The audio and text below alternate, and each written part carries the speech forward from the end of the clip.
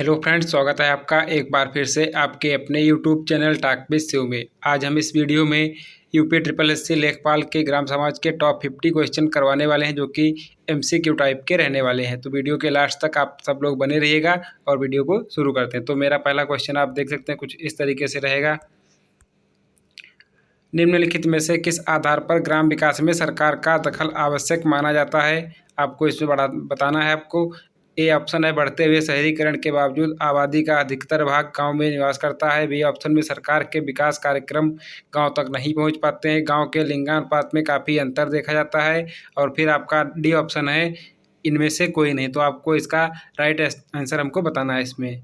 तो इसका right answer आप देख सकते हैं इस तरीके से। इसमें ए इसका राइट आंसर है, बढ़ते हुए शहरीकरण के बावजूद आबादी का अधिकतर भाग गांव में निवास करता है। हम चलते हैं क्वेश्चन नंबर 2 की तरफ। जैसा कि आप देख सकते हैं कुछ इस तरीके से, स्वतंत्रता के समय भारत की लगभग कितनी प्रतिशत आबादी कृषि पर आधारित थी? तो आपको इसका आंसर बताना है, राइट आंसर, कि स्वतंत्रता के टाइम पे भारत की लगभग कितने प्रतिशत अर्थव्यवस्था कृषि पर आधारित थी? तो इसका हमारा आंसर डी हो जाएगा, 85% कृषि पर आधारित थी। चलते हैं क्वेश्चन नंबर 3 की तरफ। तो आप देख सकते हैं क्वेश्चन नंबर 3 हमारा, 1947 में मृत्यु दर लगभग कितनी थी? तो आपको इसमें बताना है, 27 व्यक्ति प्रति हज़ार, 37 व्यक्ति प्रति हज़ार, 45 प्रति हज़ार, या 57 व्यक्ति प्रति हज़ार पे मतलब क्या थी? तो इसमें इसका राइट आंसर हमारा हो जाएगा ए, 27 व्यक्ति प्रति हज़ार। 1000 पे 27 व्यक्तियों की मृत्यु हो जाती थी। आप देख सकते हैं इस तरीके से। हम चलते हैं नेक्स्ट क्वेश्चन नंबर 4 की तरफ अपने। निम्नलिखित में से किन क्षेत्रों में निर्भरता की वजह से भूमि वर्ग की संरचना भिन्न भिन्न होती है? सामाजिक एवं आर्थिक परिस्थितियों के कारण, आपका पहला ऑप्शन, भौगोलिक परिस्थितियों के कारण, और नंबर 3 है राजनीतिक व प्रशासनिक परिस्थितियों के कारण। अब आपको इनमें से बताना है कौन कौन सा होगा, ए बी सी डी में से कोई कौन सा होगा। तो हमारा डी है, जो कि फर्स्ट, सेकेंड और थर्ड तीनों सही होगा। चलते हैं हम नेक्स्ट क्वेश्चन की तरफ। क्वेश्चन नंबर हमारा 5 है, जो कि आप देख सकते हैं इस तरीके से। निम्नलिखित में से सामंतवादी के लिए कौन सा कथन सत्य है? सामंतवादी प्रत्यक्ष रूप से खेती में शामिल होते हैं। सामंतवादी सामान्यतः भूमि के बड़े हिस्से के मालिक होते हैं या उसे नियंत्रित करते हैं। अब आपको बताना है केवल एक, दो, दोनों, या ना तो एक ना तो दो, इनमें से क्या होगा? सामंतवादी किस टाइप के लोग होते हैं? तो इसका राइट आंसर हमारा बी हो जाएगा, केवल दो। केवल दो में सामंतवादी सामान्यतः भूमि के बड़े हिस्से के मालिक होते हैं या उसे नियंत्रित करते हैं, उन्हीं को हम सामंतवादी कहते हैं। क्वेश्चन नंबर हमारा 6 है,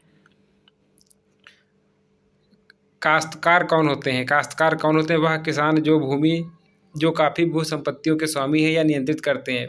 यह प्रत्यक्ष रूप से खेती के काम में शामिल नहीं होते हैं या सामान्यतः पारिवारिक श्रम के माध्यम से स्वयं को छोटी खेतीबाड़ी करने वाले होते हैं, या इनमें से कोई नहीं। तो इसका हमें लग रहा है राइट आंसर ए हो जाएगा। ये नहीं, इसका सी है, सामान्यतया पारिवारिक श्रम के माध्यम से स्वयं और छोटी खेतीबाड़ी में लगे रहते हैं, उन्हीं को हम लोग काश्तकार के नाम से जानते हैं। क्वेश्चन नंबर 7 है हमारा, भूदान भूदान आंदोलन निम्नलिखित में से किससे संबंधित है? तो आपको इसमें बताना है, महात्मा गांधी, विनोबा भावे, और जवाहरलाल नेहरू, या डी एनी बेसेंट। तो इसका राइट आंसर हमारा बी हो जाएगा, विनोबा भावे। हम चलते हैं क्वेश्चन नंबर 8 की तरफ। आप देख सकते हैं कुछ इस तरीके से।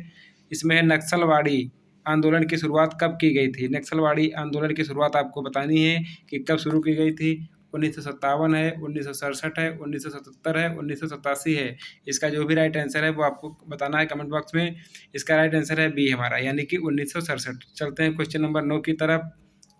निजीकरण, उदारीकरण और भूमंडलीकरण की नई आर्थिक नीति किसके समय में प्रारंभ हुई थी? आपको इसमें बताना है। राजीव गांधी, नरसिम्हा राव, अटल बिहारी वाजपेयी, आई के गुजराल। तो आपका इसमें देख सकते हैं कि हमारा राइट आंसर नरसिम्हा राव के समय शुरुआत की गई थी इसकी। हम चलते हैं क्वेश्चन नंबर नेक्स्ट की तरफ, जो कि हमारा नेक्स्ट क्वेश्चन नंबर 10 है। कुछ इस तरीके से यहाँ पे आप देख सकते हैं, सितंबर 2001 में ऋण से स्वतंत्रता का एक प्रभावशाली सम्मेलन कहाँ आयोजित किया गया? तो आपको बताना है, ए में ऑप्शन है आपका हरियाणा, पंजाब, उत्तर प्रदेश और पश्चिम बंगाल में। तो इसका राइट आंसर हो जाएगा आपका पंजाब। चलते हैं क्वेश्चन नंबर 11 की साइड। सामुदायिक विकास कार्यक्रम की शुरुआत भारत में कब की गई? इसका आपको आंसर बताना है। ए में है आपका 1952, बी में 1967, सी 1972, और डी है आपका 1982। तो इसका राइट आंसर हमारा ए हो जाएगा, 1952। चलते हैं क्वेश्चन नंबर 12 की तरफ। ग्राम विकास मंत्रालय की शुरुआती नाम निम्नलिखित में से क्या था?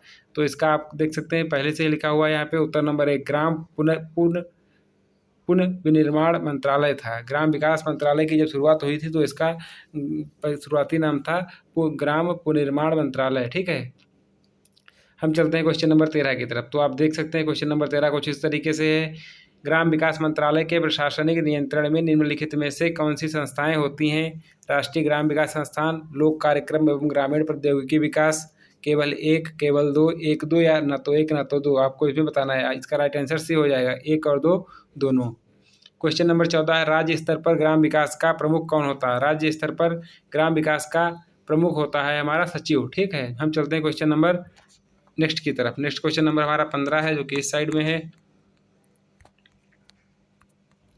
आप देख सकते हैं यहाँ पे निम्नलिखित में से कौन से कार्यक्रम 1970 के दशक में शुरू किए गए? ठीक है, सूखा प्रवण क्षेत्र कार्यक्रम, इसको DAP मरुस्थल विकास कार्यक्रम, DDP, या सामुदायिक विकास कार्यक्रम, 1 2 2 3, या 1 3, या तीनों।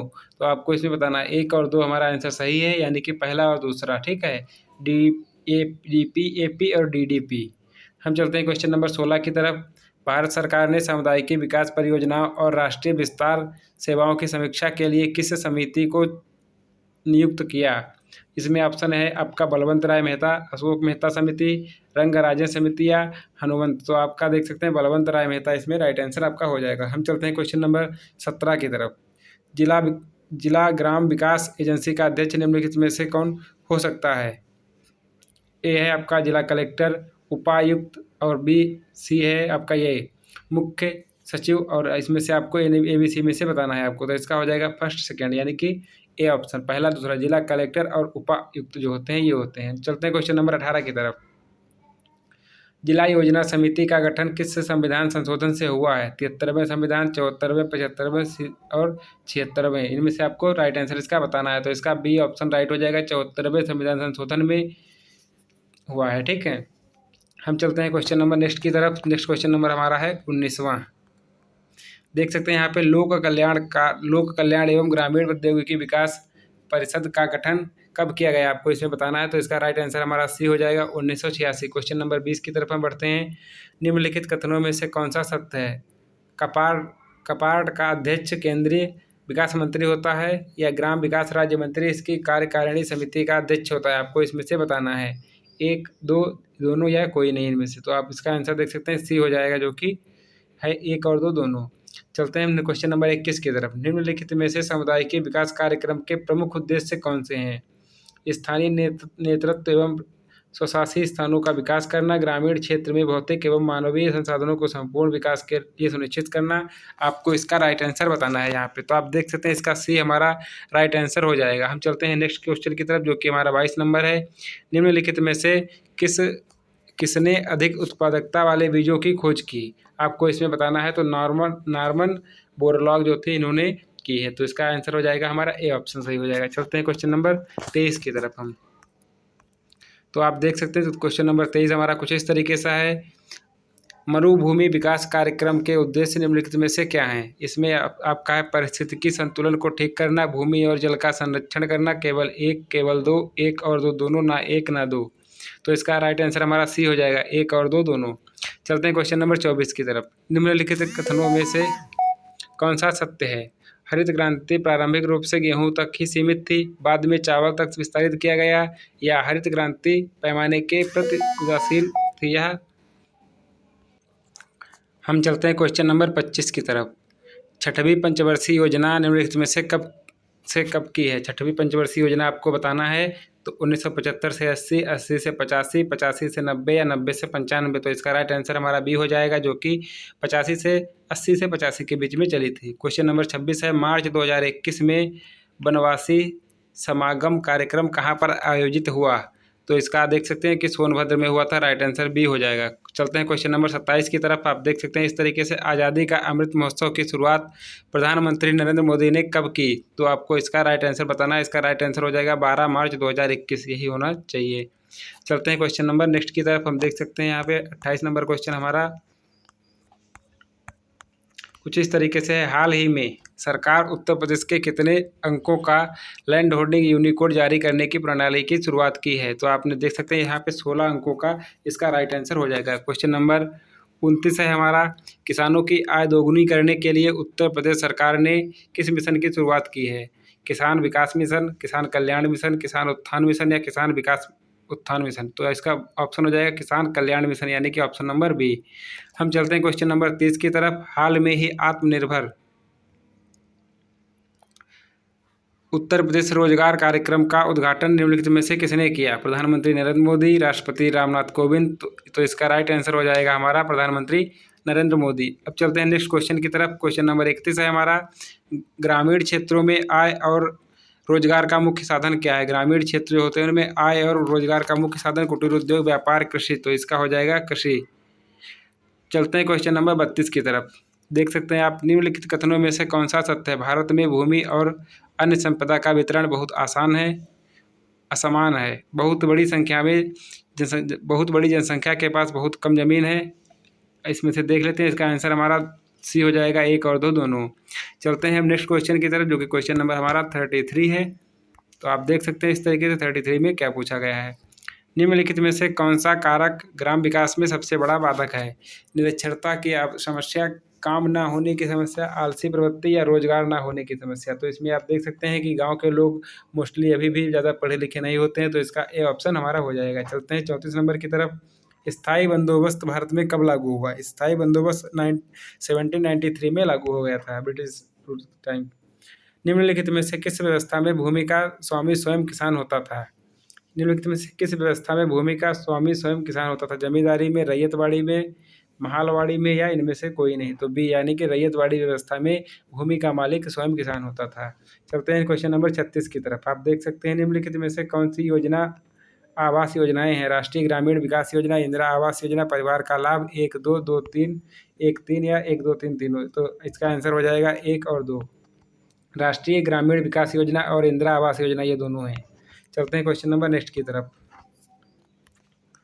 तो क्वेश्चन नंबर नेक्स्ट हमारा है, आप देख सकते हैं 38 नंबर। निम्नलिखित कथनों में से कौन सा सत्य है? आपको इसमें जो सत्य है वो बताना है। भूमि सुधार नीति में पहला मील का पत्थर कांग्रेस कृषि समिति 1949 की रिपोर्ट थी, या समिति तो है, या समिति जागीरदारी बिचौलियों के उन्मूलन के पक्ष में थी। तो आपका उसमें बताना है केवल 1 2 दोनों या इनमें से कोई नहीं। तो इसका आंसर हमारा सी हो जाएगा, दोनों इसका राइट आंसर हो जाएगा। चलते हैं हम नेक्स्ट क्वेश्चन की तरफ। आप देख सकते हैं हमारा नेक्स्ट क्वेश्चन है, बिचौलिया पट्टों के उन्मूलन के लिए वैधानिक प्रयास उत्तर प्रदेश में कब प्रारंभ किया गया? इसका आंसर आपको बताना है। इसका राइट आंसर हमारा 1950 हो जाएगा, 1950 में प्रारंभ किया गया। हम चलते हैं नेक्स्ट क्वेश्चन की तरफ। महालवाड़ी व्यवस्था निम्नलिखित में से किस क्षेत्र में फैली थी? उत्तर भारत के उत्तर में व उत्तर पश्चिम राज्यों में, या भारत के पश्चिम व दक्षिण भारत में, भारत के पूर्वी राज्यों में, या संपूर्ण भारत में? आपको ये बताना है। इसका ए ऑप्शन हमारा सही हो जाएगा। ठीक है, चलते हैं नेक्स्ट क्वेश्चन 41 नंबर की तरफ। ग्रामीण विकास में वर्गीकरण अनुसंधान क्षेत्र निम्नलिखित में से कौन से हैं? आपको ये बताना है। गरीबी उन्मूलन, ग्रामीण अर्थव्यवस्था, ग्रामीण गरीबी, 1 2 2 3 या 1 3 या तीनों। तो इसका राइट आंसर हमारा डी हो जाएगा। हम चलते हैं नेक्स्ट क्वेश्चन की तरफ। आप देख सकते हैं इस तरीके से क्वेश्चन नंबर हमारा है 42। निम्नलिखित में से पहला अनुभववादी विचारक माना जाता है? होवर्ड बेकर को, बेकन को, एडमंड हर्सल को, इनमें से कोई नहीं। तो हमारा भी ऑप्शन हो जाएगा बेकन को। ठीक है, क्वेश्चन नंबर 43 है, निम्नलिखित में से ग्रामीण समाज के बारे में कौन से कथन सत्य हैं? शहरी समाज की तुलना में यह एक छोटा समाज है, इसकी आबादी कम होती है और इसका भौगोलिक क्षेत्र भी अपेक्षाकृत छोटा होता है। तो हमें लग रहा है इसका बी ऑप्शन सही हो जाएगा, सी इसका ऑप्शन सही हो जाएगा, 1 और 2 दोनों। चलते हैं क्वेश्चन नंबर 44 की तरफ। निम्नलिखित में से कौन सी बुनियादी सुविधाएं ग्रामीण समाज के निश्चित रूप से पाई जाती हैं? पुलिस थाना, अस्पताल, स्कूल, इनमें से कोई नहीं। डी, इनमें से कोई नहीं। निम्नलिखित में से कौन सी बुनियादी सुविधाएं ग्रामीण समाज में निश्चित पाई जाती हैं? चलते हैं क्वेश्चन नंबर 45। कथन ए, सामाजिक परिस्थिति के अनुसार ग्रामीण लोग समूह बनाकर रहते हैं। इसका कारण है ग्रामीण आबादी अपेक्षाकृत कम होती है। दोनों सही है, आर ए की व्याख्या करता है। आपको इसमें से बताना है। तो इसका ए ऑप्शन हमारा सही हो जाएगा। क्वेश्चन नंबर 46 हमारा है, निम्नलिखित में से किसे रीति रिवाजों और लोक शैलियों का खजाना माना जाता है? ग्रामीण समाज, शहरी समाज, जनजाति, या इनमें से कोई नहीं। तो इसमें तो ऑब्वियसली सी बात है, ग्रामीण प्रवेश पढ़ रहे हैं हम, तो ग्रामीण समाज ही होगा। चलते हैं नेक्स्ट क्वेश्चन 47 की तरफ। आप देख सकते हैं क्वेश्चन नंबर 47, जनजातियाँ क्या हैं? ग्रामीण लोग निचली जाति के लोग, विस्तृत जगत के अलग रहने वाले लोग। इसमें सी ऑप्शन हमारा हो जाएगा। क्वेश्चन नंबर 48 हमारा है, निम्नलिखित में से किस वैज्ञानिक ने अपने लेखों में कृषक शब्द को सर्वप्रथम परिभाषित किया? आपको बताना है। इसका राइट आंसर हमारा ए हो जाएगा। और चलते हैं क्वेश्चन नंबर 49 की तरफ। भारत में जनजातियां निम्नलिखित में से किस उत्पादन विधियों से जुड़ी हैं? आपको इसका राइट आंसर बताना है। शिकार खेलना, झूम कृषि करना, मछली पकड़ना, 1, 2 इनमें से बताना है आपका। इसका राइट आंसर डी हो जाएगा, यानी कि 1, 2, 3।